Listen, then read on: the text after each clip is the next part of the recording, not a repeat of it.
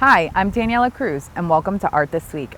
This is part one of a two-part series where we speak with the founders of Artspace111, Dennis and Daniel Blagg.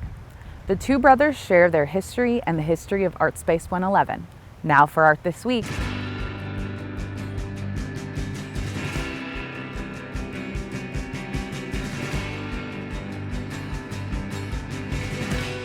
We're here with Dennis and Daniel Blagg, who are the founders of Artspace111, and we are here in the studio to talk about the history. But first, I want to talk to you guys a little bit about your backgrounds, where you grew up, what you studied, and kind of how that got to be where we are at now. We grew up all over the place, and my father worked in the oil field, so we were born in Oklahoma City, left for Texas at the age of 2 or 3, something like that, right? Before we could think. Actually, no, I think we left Seminole at the age of 10. Well, I mean, oh, you mean Oklahoma City? Yeah, I would think we probably... A couple of years old anyway. Yeah. And grew up on a cotton farm for about 5 or 6 years there. We lived in Lubbock a little bit, and then Odessa, then moved to Dallas, Fort Worth, I guess when we were... Dallas. 1960. Yeah, 1960. Then moved to Fort Worth, I think we were about 15. Yeah, Dallas, and yeah, everything happened, I think, in 5s. Mm-hmm. But we were drawing and studying Da Vinci. My mother had a book on Da Vinci and a book on Michelangelo and religions of the world. She had other books, but these were the only 3 that interest us. Mm. And we kind of studied those and copied them, and then we kind of, between Woody and Dennis and I, we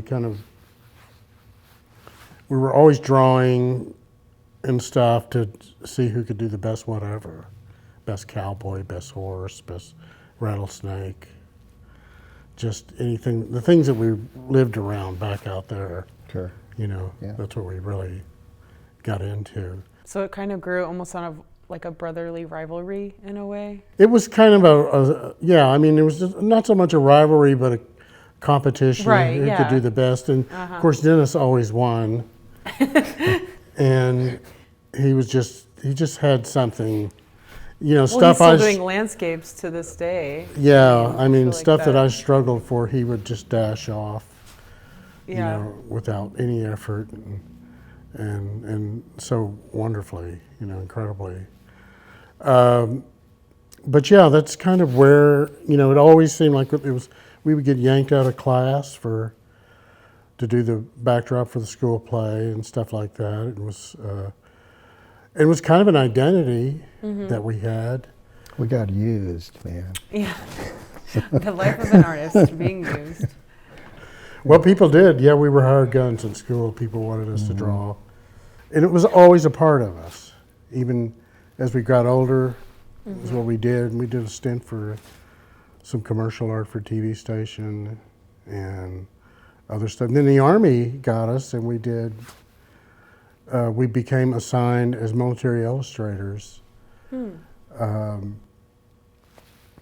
because we did some drawings of somebody cleaning an M16 rifle for this lieutenant who worked in personnel.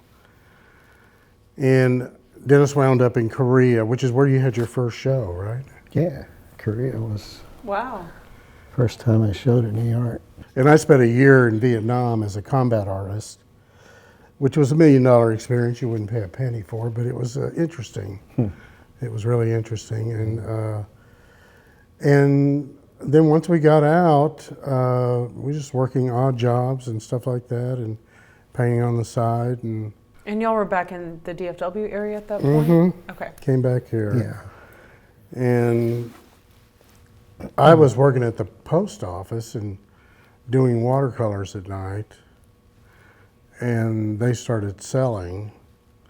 And I thought, wow, this is more fun than delivering mail. So, so I kind of just, went off the deep end and dove off into it.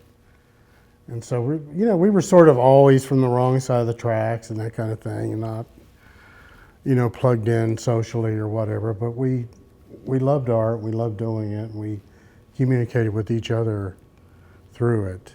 We had our first place on South Adams.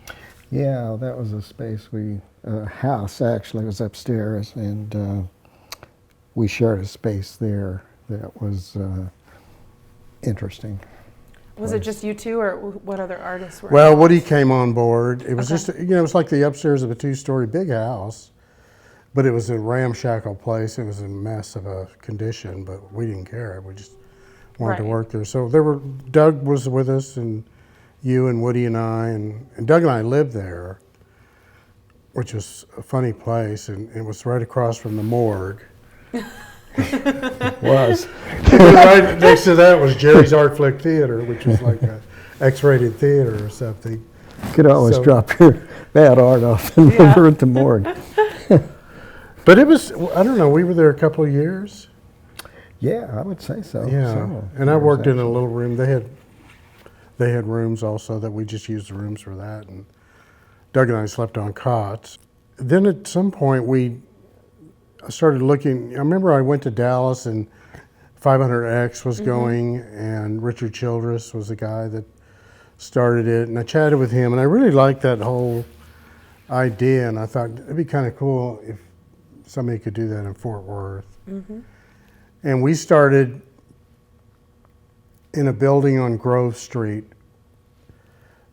which is now Texas PR, Jane Slansker's building, that's right on between 4th and 6th and Grove, right next to Mount Gilead Yeah. Church. So we had the upstairs there, which was 5,000 square feet, Wow. that we had for like $100 a month.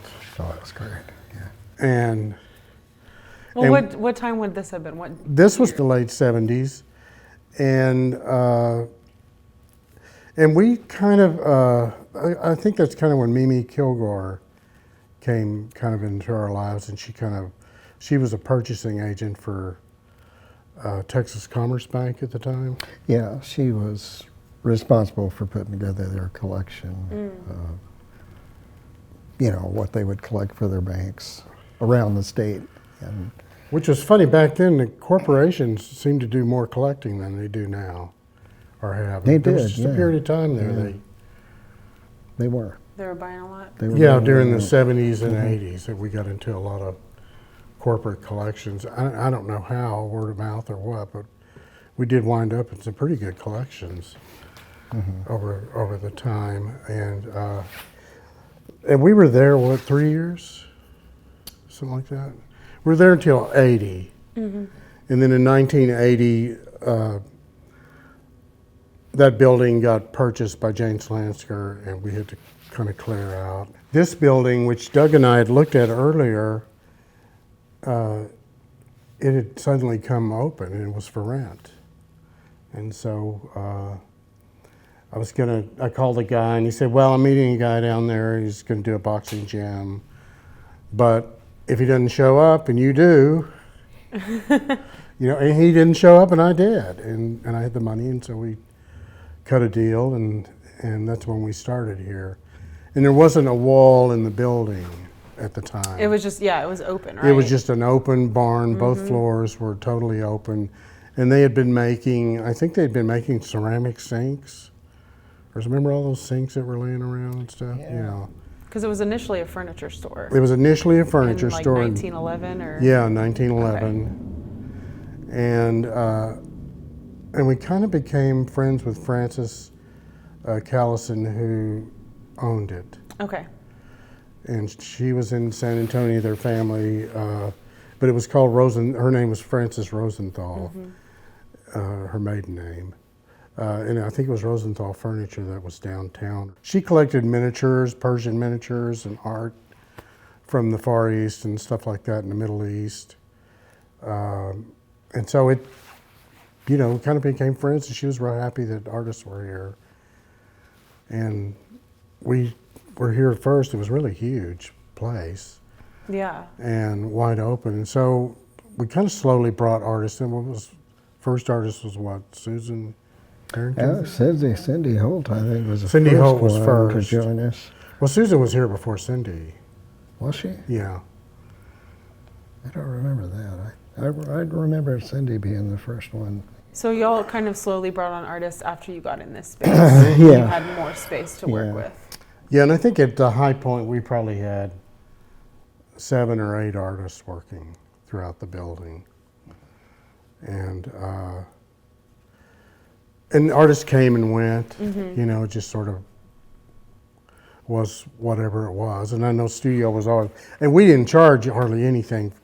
I could not bring myself to charge much for an artist because they were in the same boat I was. Exactly. And I, you know, and as long as we just were paying the deal, then we were okay. And then I think it was sometime when we fixed the roof, they decided to sell us the building. Yes, yeah. In the 90s at some point. And so it kind of became a scene, and Cindy had suggested doing a show here. She had all these paintings she had been doing. Dennis was kind of tutoring her. And so she had all these paintings and she wanted to do a show, and we'd never thought about that. I guess because we were just too lazy, but. Well, and y'all were showing with other galleries in the area. We did. I mean, kind of around that time. Yeah, at times. I mean, I was with William Campbell for a bit, and then before him, I was with Fort Worth Gallery, and Dennis too. I think he was, you know, and then he was showing in Houston also. But it did kind of grow, and then once the show, we had a show, and then suddenly all these people showed up, and we thought, well, okay, we'll just do this once a year. We're actually the pioneers of spring gallery. Yeah, there was that no was spring going to be my gallery. next question, because That's fall really, gallery night was yeah. established in '78, Right. I believe. Yeah. Right. And so that And was that was only going to it. be once a year. And so then spring came around, and you guys kind of were like, "Hey, why are we doing this again?" Yeah, I mean, we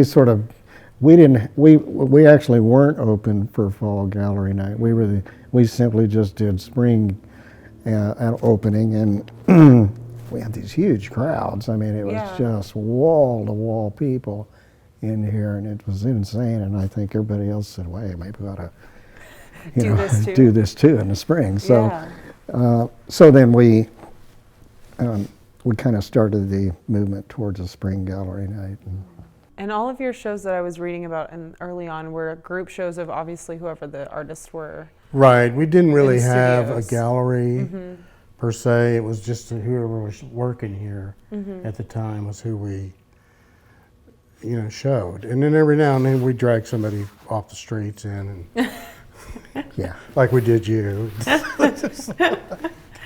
You know, get just, you know, to fill out shows and stuff and see what would happen and reactions. And but yeah, it was really an incredible reaction when we first started doing it. It's just, I couldn't get over the crowds. Now, some nights, you know, some of those nights it was just a mob scene to get in and out, and traffic was backed up down Weatherford Street. It was really, really incredible. And I just think, you know, we started doing it 2 times during the year. It was kind of that opportunity for people to come in. And we didn't really, you know, the studios were downstairs, so people walked through. And I think they liked that. They liked seeing the artist mass and all that kind of thing, and what they, you know, what artists were doing. So did you leave the downstairs completely open, or did you build any kind of like sections for the studios? We did build a that- wall and then section out some areas. Okay. And so, yeah, we created what walls were down there and broke it up so we could have a gallery space in the middle for that once we started thinking, wow, this is getting serious. Yeah, once we started getting other artists in, we built dividing situations. But yeah, it was still kind of primitive, but it worked. It worked. Trick. Yeah, it did work. And you know, we did that for years and years and years. I had this guy from Midland that he came in one day, and he, you know I do paintings that I'll never sell. I just know it, and that's why I do them. You know, Well, you do them for you. I mean, yeah, they're just things I Yeah. got to get out, and I know this is not going to be pretty, and no one's going to want this over the sofa or whatever. And he bought this painting that I thought was a pretty tough piece with nowhere to hide. And he bought it, and then he came back and he bought another one that I felt the same way about. And he asked me if I would talk to his daughter, who was just graduating from SMU, Marjorie. Grella Gossett now, and that she was interested in getting into the business, and so we met and kind of Dennis and I talked it over. And this was in the, I guess, 2000s then, when you. Yeah, this was 07. Okay. 06, 07. It's kind of, 06 is when talks kind of started between us on it, and then 07, I guess we started. She started in gutting the downstairs and redoing, refinishing out all that. So now it looks really. Making us look legit. It looks legit. It was legit before, obviously. That's why it's still here. Well, it's legit with a flair. Pretty close to the edge. Its outlaw flavor was never lost on anyone. Right. So. And so it is. It's been really interesting to watch it develop and go and kind of go for it. And Marjorie and I kind of have, and Dennis are kind of, have the same aesthetic, or not the same, but we have a certain aesthetic that we want to try to hold up to keep, keep the level of art here where we think it's not over somebody's head, but accessible and yet respectable, and respect the artists that show here and stuff that to enhance what they do and that sort of thing. Yeah, and it's been interesting to watch these young people come in and want to see this continue, which is really rewarding now that I'm getting old. It's kind of, and I have more time to paint now. I used to kind of do a lot of other stuff, and Dennis too, to kind of keep it going. And yeah, I was going to say, was that one of the primary reasons why you wanted someone to take over the business portion, is so you two could get back and have more time painting? That was one of them, yeah. But we had always talked about maybe doing more of a business like thing about it, even though you hate to taint art with business, but somehow there has to be a marriage there if it's going to succeed. Right. And we didn't really have a 10-year plan or anything. Yeah, it just organically. It's like this thing just kind of unfolded on its own in a way after we started having openings and stuff. And so that was not something we really had master planned out or anything like that. So, we winged it. We winged it, yes. You did a good job winging it. We winged Well, thank you. We want to thank Dennis and Daniel for speaking with us. For more information on the space, go to artspace111.com. That's it for Art This Week. Thanks for watching.